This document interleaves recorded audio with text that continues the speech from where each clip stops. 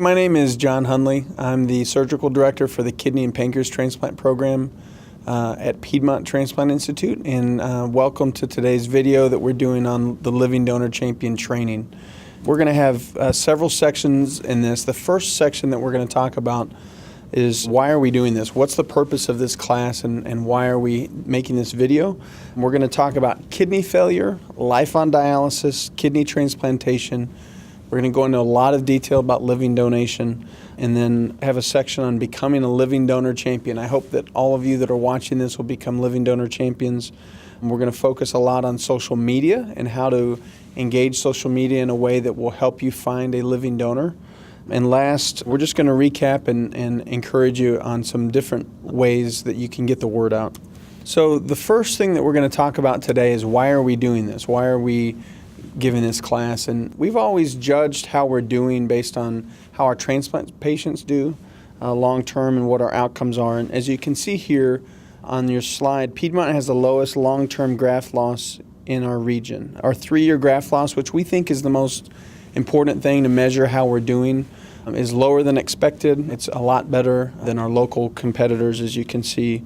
And that's really what we've based how we judge ourselves. This next graph just shows every little circle on this slide is a different transplant program. And it's a slide that we're really proud of. This is every program in the country. There's over 230 programs.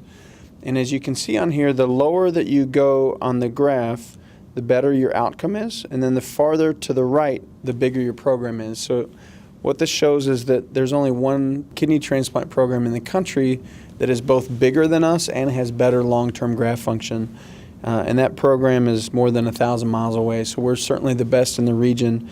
We also have the lowest mortality rates in the region. More of our patients survive after transplant compared to all of our regional competitors. So we've always felt great about our program. So we did a deep dive into our data in 2017, and we found that we transplanted 139 patients with kidney transplants, but there are 226 other patients that were removed from our list for reasons other than transplant. A big percentage of them died waiting for a transplant. Another percentage were deemed too sick and ultimately died without a transplant. And then there were 110 patients that were removed for other reasons. And when you look at the granular detail of those patients, a lot of them were patients that needed to be transplanted but that couldn't get transplanted in time and had to be removed for other reasons. So it's really a huge number. And if you look at all the programs in Georgia and really in the Southeast, these numbers kind of hold true for all of the programs. That was a huge wake-up call to us that we're doing a great job transplanting folks. The people that we transplant are doing well, but we're trying to do everything we can to increase our numbers, and that's really what started us down this road. I think the best way to look at what our real situation is in Georgia right now is to imagine a 50-year-old patient that starts on dialysis today. That patient without transplant would on average live about 7.6 years. With transplant would live about 21.6 years. The problem is the waiting time for transplantation, and we'll go into this in a little more detail later, is around 9 years before you're number one on the deceased donor transplant list. And so the typical 50-year-old that starts dialysis today, if they don't get a living donor transplant, they're only going to survive 7.5 years, which means 60% or so will die before they're number one on the list. That's unacceptably low. If you transplant that patient, they would live on average about 21.5 years. So this is a huge problem, and it's something that we are just really motivated to try and find more living donors.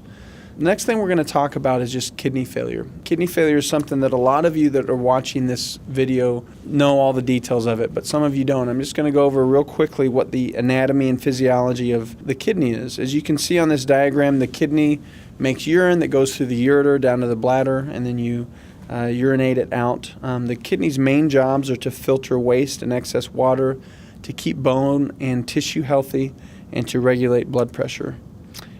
In the United States right now, there are around 600,000 Americans that have kidney failure. There's a 3.2% lifetime risk of kidney failure in the United States, and that's for all patients. The most common causes are diabetes and hypertension. The symptoms you all know. If you have a loved one with end-stage kidney disease, or if you are that patient, you know the symptoms. Less energy, trouble concentrating, muscle cramping, swollen feet, and then obviously the big thing is you have to be on dialysis a lot. and that's a huge hindrance to your quality of life. There are really only two options for treatment for kidney failure. One is dialysis and one is transplant. With dialysis, there are two kinds of dialysis. Hemodialysis means that you have a needle placed into your vein in your arm, and that's how you're dialyzed for several hours, 3 times a week.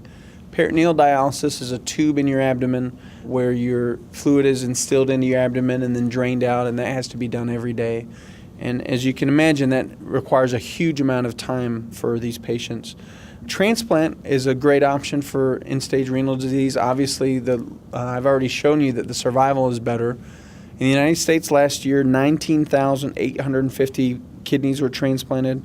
A little over 14,000 of those were from deceased donors, and almost 6,000 were from living donors.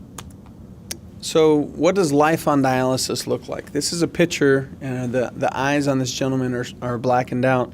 But this is what you do on dialysis. You sit there for 4 hours a day, 3 days a week. Most of our patients will tell us that night they're just exhausted, and even the next day. By the following night, they're usually starting to get some energy back, and then the next morning they have to go back for dialysis. So it's a real problem with quality of life. This is a slide that we like to show just to show how big of a deal the diagnosis of end-stage renal disease is. This is the 5-year risk of death with various cancers. And as you can see, prostate cancer at the bottom has a 1% chance of dying within 5 years of diagnosis, all the way up to stomach cancer at 72%, and then the worst of the big cancers is pancreatic cancer. 93% of patients die within 5 years. If you compare end-stage renal disease, so at the time that you're diagnosed with kidney failure, 60% of dialysis patients are dead within 5 years of transplant. These are the kind of statistics that as you're learning how to approach people about kidney transplantation, this is the kind of thing that's really helpful in understanding, so that you can give them some information that will help them understand how big of a deal this is. So let's talk a little bit about kidney transplantation, how the procedure is done. It's done through an incision that looks like this. The incision is usually on the right side, and what we do is we find blood vessels that go down to the leg. And as you can see on this diagram, there are 2 sick kidneys up there at the top, and we put a third kidney in. We never take the other kidneys out, or very rarely do we. We basically just plug the vessels from the kidney into the vessels that go to the leg. They're called the iliac vessels, iliac artery and iliac vein. And then the ureter, which drains urine from the kidney, we connect that to the bladder, and it allows the patient to urinate normally. So I think this is probably the most important slide of this whole talk. It's something that really will resonate with people as you approach them to consider donating a kidney, or to consider being one of your champions that would go out and get the word out. I think more than anything that we learned today, this slide is really important. As you can see here, going up and down, each row is a different age group of the patient. And then the orange numbers are the expected survival if you're just on dialysis. So if you never get a transplant, that's how long you'd be expected to live.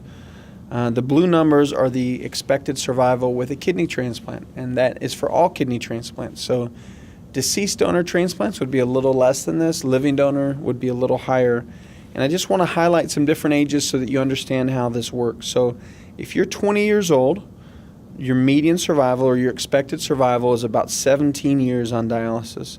If you get a transplant at 20, your expected survival is about 45 years. So it's a huge benefit. If you're 45 years old, your expected survival on dialysis is 8.9 years, and your expected survival with a transplant is 25 years. So again, a huge difference. And even though that difference gets smaller and smaller, it's still significant. So even at 75 years old, if you're 75 years old, on average you only survive about 3.5 years with staying on dialysis. But if you get a transplant at 75, you live 9 years. So it's almost 3 times longer. The waiting time for a deceased donor transplant is very dependent on your blood type, and that's what this is over here. The waiting time, if your blood type is O, is 10 years. If it's A, is 10 years. If it's B, is 8 years. And if it's AB, it's 6 years. And that's to become the top person on our list for the next healthy deceased donor kidney. We sometimes are able to transplant people with kidneys that aren't quite perfect and get people off the list, but that's the average waiting time. And so you can see, especially the older you are, most of those patients aren't going to survive to transplant. And living donation is by far your best option at long-term survival. All right, the next thing we're going to talk about is how is this living donor operation done? It used to be done through a really big incision all the way around your abdomen, extending around to the back. Patients would stay in the hospital for over a week, and it really had a lot of pain and a lot of complications. About 99% of donations are now done laparoscopically. That can be done with or without a robot. Piedmont does more robotic donors than almost any program in the country. There's one up in the Midwest that does more, but we do a lot of robotic donors. We also do a really good job with laparoscopic donors. As you can see, the incision is just big enough to get the surgeon's hand into with laparoscopic donation. With a robot, it's actually even a little bit smaller. It's just big enough to get the kidney out. And then there's several smaller incisions for the cameras and for the instruments. Patients with this surgery do really well. On average, they go home on post-op day 1 or 2. Most patients go home the very next day and are up and walking the night of surgery, back to their kind of routine, normal life 6 weeks later. I think this is a really important thing as well, is to really understand what the benefits of living donation are, but also what the risks are. If you're going to be approaching a family member or a friend or somebody to inquire about donation, you need to understand what the risks are and what the risks are to that person. In general, living donor kidneys do great. They do much better than deceased donors. They have better graft function and they survive for longer. They have immediate function, so 75% of the time in a deceased donor, the kidney works right away, but for 25% of patients, they have to stay on dialysis for a few days or up to several weeks before the kidney kind of wakes up.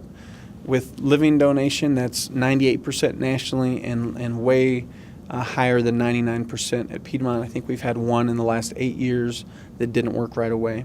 The best long-term survival for someone with kidney failure is preemptive transplantation. What that means is getting a kidney transplant before you start dialysis. That gives you the best long-term survival to never get on dialysis. And really the only way that you can do that is with living donation. The other thing about it is every time we do a living donor transplant, that means that the kidney that you would have gotten 8 years from now, 9 years from now goes to somebody else. So the more living donors we do, the shorter the waiting time for those people that aren't fortunate enough to have a living donor. And then one of the huge benefits that people really appreciate is that this surgery is scheduled. It's an elective operation. It's planned. With deceased donation, we call you. You drop everything you're doing. You come into the hospital and your life is radically changed for the next several months. Living donation, you have that date on your calendar. You're ready to roll, and it just makes life a lot easier for the recipient. So there are some exclusion criteria for living donation, and they include medical problems, so hypertension that's uncontrolled, diabetes, obesity, and the list goes on with things that we look at that would exclude somebody. But what we want you to do is ignore that list and just allow us to decide if a donor is eligible. Your job as the living donor champion is to get people to call us or get people to go on the internet and fill out a questionnaire. If they do that, they will fill out all the pertinent information, and then we'll get back to them and let them know if we think they look like a potential candidate or not. When people are asking, well, I might be too overweight, or I have this problem or that problem, we really want you to just say, well, you should call and see if you're willing to be a donor, maybe they'd consider you. This slide just looks at living donor eligibility. The main thing that you do need to know is that you have to be at least 18 years to donate, and then you have to be medically and psychologically healthy. But again, you can look at this long list of different things, but the thing that we want you to do is allow us to decide if they fit that category. So your job is just to get them to call. It's pretty simple. If they're interested in donating, get them to call us. Try not to get into the weeds of what are the medical criteria for donation. Let us talk to them and we'll figure out if they're eligible for that. Potential risks for donors. This is a really important slide too, and I want to talk, the short-term risks for donation are really low. So with laparoscopic donation, which is what we primarily do, you have pain, infection, pneumonia, damage to other organs, blood clots in your veins that can go to your lung. You can have a collapsed lung, allergic reaction to anesthesia. All of these things are possible, but they're very, very, very small. So the percent of patients that have any kind of serious complication from donation is way less than 1%. And at Piedmont, for instance, we haven't had damage to another organ in at least 7 years, I think longer than that. We've had one patient in the last 300 or so that had a blood clot in their legs. These percentages are very low. The real risk, and something really important for you to know and to be able to speak to people about, is the risk of long-term kidney failure. If I was a living donor candidate, this is the one slide I would want to know about. I think the most important thing for these patients to understand is what is the lifetime risk that I will need the kidney that I just donated. So if you look at the data on that, in the United States, 3.2% of patients during their lifetime wind up on dialysis or need a kidney transplant. If you look at just living donors, people that have donated a kidney, that percentage is way less. So it's 0.9%. That's simply because we've selected out the healthiest patients. If you compare super healthy non-donors, people that don't donate a kidney but are as healthy as our donors, their percentage of kidney problems is much less. So when you donate a kidney, you are increasing your risk of long-term of having end-stage kidney disease, but that percentage is still a lot less than the general public. One of the things that we do when we do an evaluation on you is we do a 60,000-mile checkup. We check everything that could give us a hint that you might have kidney problems in the future. We look at your heart, we look at your lungs, we do a CT scan of your abdomen, we check your urine, all these things to say, is there any chance that this person would wind up needing this kidney later in life? And if our committee looks at it, we're very cautious and very conservative, and if we think that there's a chance that you could wind up on dialysis yourself, we would not go forward with the donation. Living donation expenses are something that kind of scare people away a lot. Things that are covered with living donation are your visits, blood work, the surgery itself. These are all paid for by the recipient insurance, and which is usually Medicare. So the person receiving the kidney, their insurance company will pay for the donor's work. It also includes post-surgical care, but some things that it doesn't cover lost wages. Their insurance won't cover travel expenses, treatment for unrelated conditions, and some follow-up expenses that you might have. And this is something that is important for each of you to discuss with our social worker. You'll meet with somebody to really go through the finances and make sure that you can handle the donation. Generally, as I said, the living donor's medical expenses are paid for by insurance, but the long-term medical expenses aren't.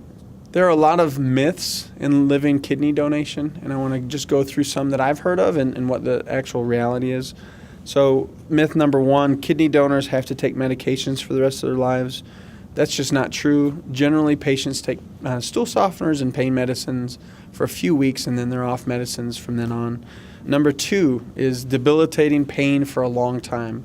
As I told you already, most of our patients go home the day after surgery with a pain prescription. Most of those patients are off of that pain medicine within about 2 weeks.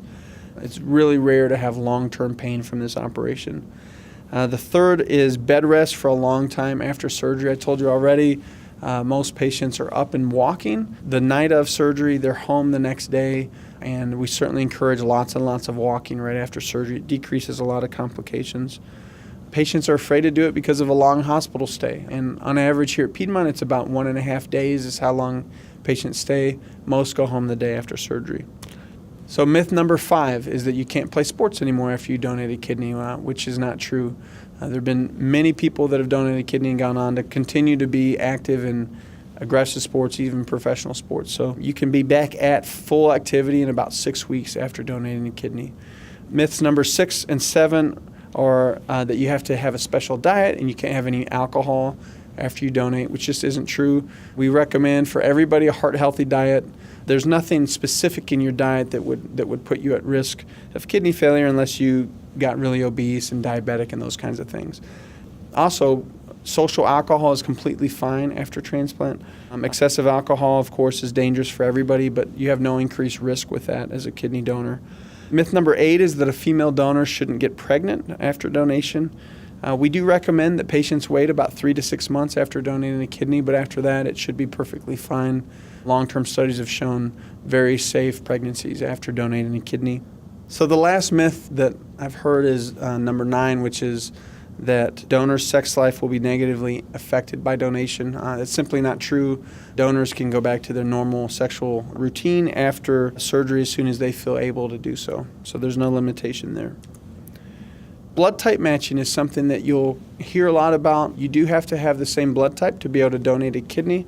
But again, that's not something that we want to rule out a potential donor. The reason is that we can do something called a paired exchange. And paired exchange is a way to kind of bypass the problem that we run into with ABO blood typing. This is what a picture of it looks like. So if donor 1 wants to donate to recipient 1, but they can't because of incompatibility, and then there's another donor 2, that wants to donate to recipient 2, and they can't donate to each other, you can do a paired exchange where donor 2 would donate to recipient 1, donor 1 would donate to recipient 2, and we're involved in a national program that actually lines people up for this all over the country. There have been patients that have had kidney transplants through dozens of different exchanges where everybody at the end gets a kidney. We really want you to be sure that ABO compatibility, blood typing, doesn't enter into the equation. If you're a good donor, we can almost always make it work through paired exchange. Another thing that comes up a lot is tissue typing. So if the donor and recipient aren't compatible because the recipient has too many antibodies against the donor, again, we just put those patients into the paired exchange program, and we're able to match people, so that shouldn't exclude anyone from donating. We can almost always make that work as well. One of the great things about living in Georgia is that you have access as a donor to the Georgia Transplant Foundation. They help with all kinds of things financially for the donor. They can pay for a house bill or a couple of house bills. They can help with transportation, a lot of different things. So one of the important parts of the process as a patient is considering being a donor is we'll walk you through the process, look at all the financial data, and see if you can swing it with the help of the Georgia Transplant Foundation, which is an amazing organization. So now we get to the heart of our talk, which is becoming a living donor champion. Our hope is that each potential recipient would have at least one family member that would step forward, friend that would step forward to be a living donor champion. Those of you that recognize this is number 23 for Michael Jordan, and it's just to remind me to talk about my wife and I. We had a conversation that really led into this class, which was, we've been married 23 years, and so I know my wife really well, and she is a big-time introvert. She's very introverted. She would never feel comfortable putting on Facebook that she had kidney disease, let alone that she needed a kidney transplant. I'm an extrovert. I love talking to people, love being around people, but I'm pretty private as well, and I would never feel comfortable asking somebody to donate a kidney to me, even though I know how safe it is. And so we were talking, and we realized that I would have to be her advocate. She would have to be mine if we had kidney failure. If we need an advocate, as you know, I'm a transplant surgeon. If I couldn't do it on my own, I realized we really need to start training people. And so that's really what this whole class is about, is training people to become champions for their loved ones. I'm going to revert back to this slide just for a second. I want to show it to you. I told you earlier in the video that this is the most important slide. And it's something I just want you to look at again and think about the person that you're interested in helping and see what their numbers are. The survival data is so huge for living donation, and that's something that we want to keep at the forefront as we talk about living donor champions. So according to national data, so there's a huge study looking at national data, and they just asked a simple question. If you knew of somebody that had a need for a kidney transplant, would you donate? 1 out of 4 people said yes. Now, 3 out of 4 said no, but 1 out of 4 said yes. And the goal of the Living Donor Champion is very simple, which is to cast a wide net to let as many people know as possible that your loved one needs a kidney, and just wait for somebody to step forward and donate. The answer is always no if you don't ask. And I think a lot of patients that we've talked to just can't get to the point where they feel comfortable asking, which I totally understand. And so for the Living Donor Champion, the point is ask as many people as you can, put it out there as much as you can, and eventually somebody's going to say yes. So social networks are a huge part of this. Each person, each donor, each recipient has a social network that you can tap into in different ways. A huge thing, obviously, family and friends is a huge source of living donors.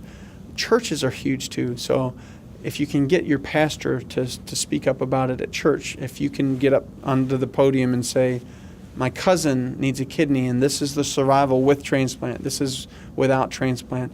We've had a huge amount of people that come forward, people from churches that don't know each other necessarily, but they hear of a need and have stepped forward.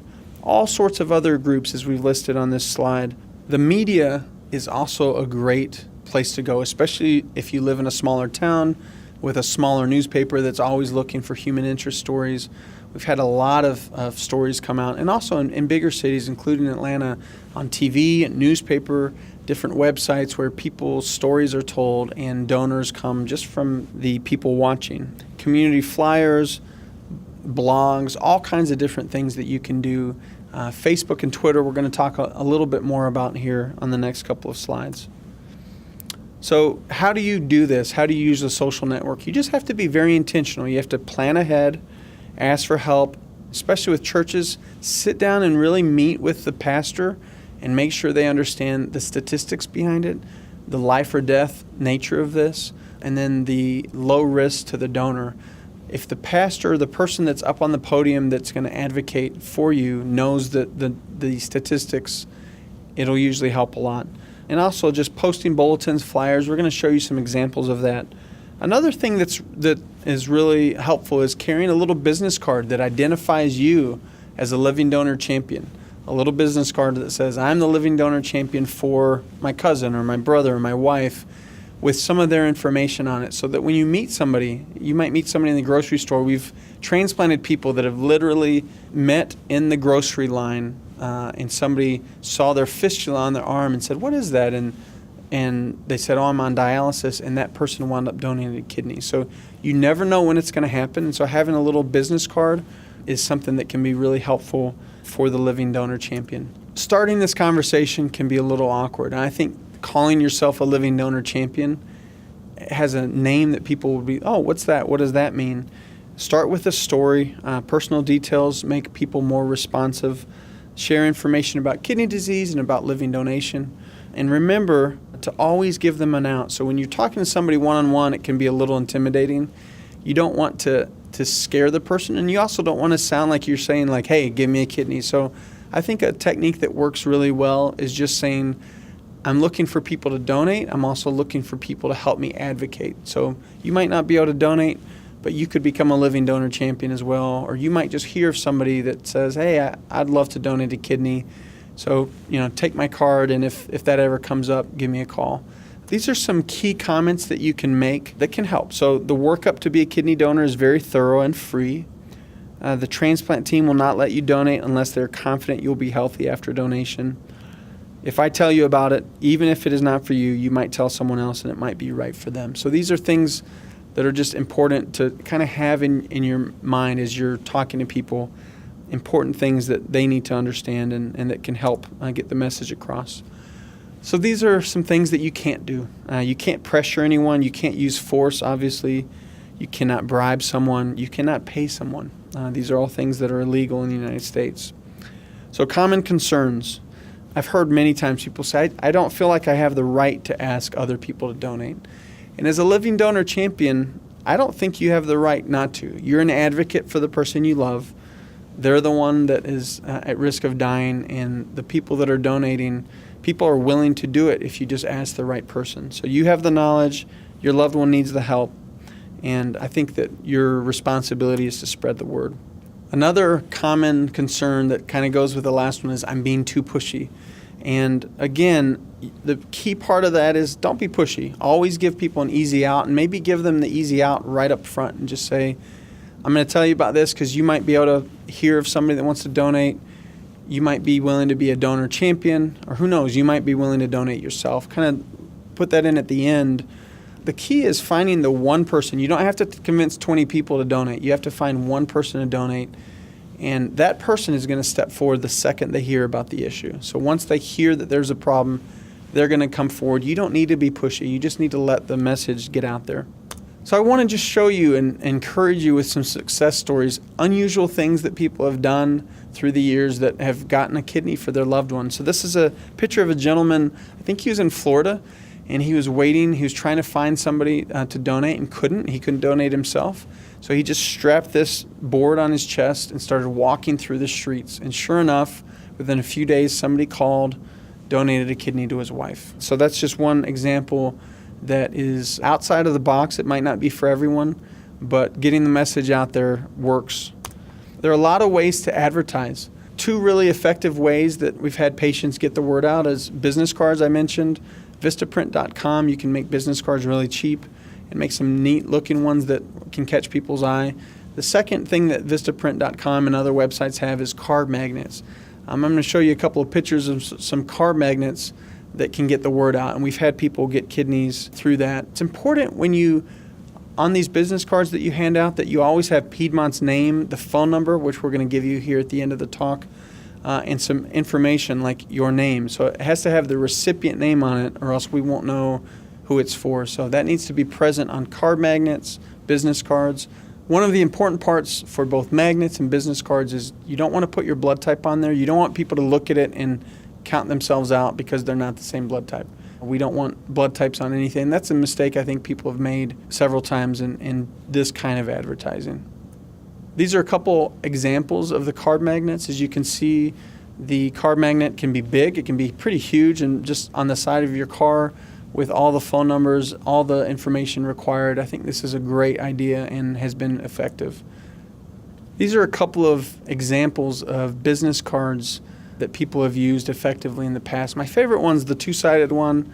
I think it's important to have a picture of the recipient on there so that the person seeing it identifies this as an actual human that is in need, and having a short story and then all the important phone numbers, contact information, that sort of thing. Really effective tool for both the living donor champion to have and for the recipient to have in their pocket, because you never know when somebody's going to act interested. So this is a slide of one of my patients. I wound up transplanting him, who did everything he could. He put the word out in so many different ways with business cards, flyers, car magnet, all kinds of different things. He was constantly talking about it. He had a friend that was very active as well, and he had a really difficult time because of his antibodies, but he kept plugging away, and eventually a stranger saw it, donated a kidney, and he's now been transplanted several years ago. So it's a story of perseverance that if you just keep plugging away, somebody's going to pop up. We offer a digital toolbox, which is basically just an email that we'll send you if you'll ask your coordinator for an email, that will have links for all kinds of really helpful things that you can use as a living donor champion. The first thing that I would recommend you join is the Living Donor Champions of Georgia, which is a group from Piedmont that constantly is posting different stories, different just captions, infographics, all kinds of things that all you have to do is like it, share it, and that can be how you get the word out, just by sharing what we're saying on that Facebook group. There are also two links that you see here on the slide that are Piedmont-specific videos, Piedmont-specific stories that you can use to link to on Facebook or on Twitter just to get the word out there. So it's a way that you can do it without being super obnoxious every day saying, hey, I need a kidney. You can just see our story and share it, and that's been something that's been really effective. There's also a YouTube page that has all of our videos on it. So if you just go to YouTube and search Piedmont Transplant, there's some things on there for liver transplant and other things that aren't directly related, but there's some really good videos on there that would be helpful for you to see as well. I think it's really important when you first write the story on Facebook to really have it concise but be very honest, very direct. Be honest about your fears, your fear of losing your loved one, or if it's the recipient writing it, be honest about your fear of dying without a transplant. And throwing some statistics in there are really helpful. It's really important on every single post that you do to have contact number and your name on every single post. The reason I say that, you might be thinking of Facebook as a way to get to your friends, but we've had many patients that have posted something on Facebook that gets shared over and over again, and then somebody sees it across the country that has no direct connection, doesn't want to be identified, doesn't want anyone to know that it's them that's donating, and they donate anonymously. It's amazing to meet these people. One that's coming to mind is a lady that came all the way from California, donated because a 6-year-old posted on Facebook, "All I want for Christmas is a kidney for my grandmother."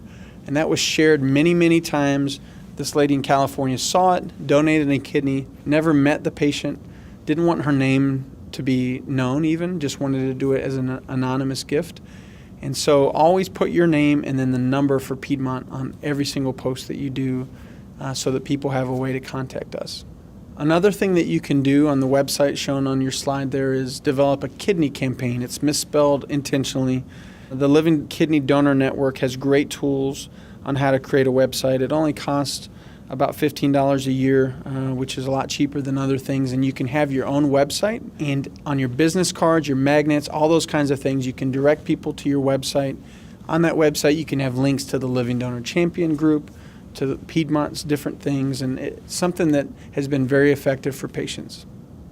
So a huge part of social media is just sharing it on Facebook. This is a family, as you can see, that posted a picture saying, "Our daddy needs a kidney," and it went viral all over the country. He wound up on several different news shows, and within days had tons and tons of people calling in to donate. And he got transplanted just within a couple of months after this was done.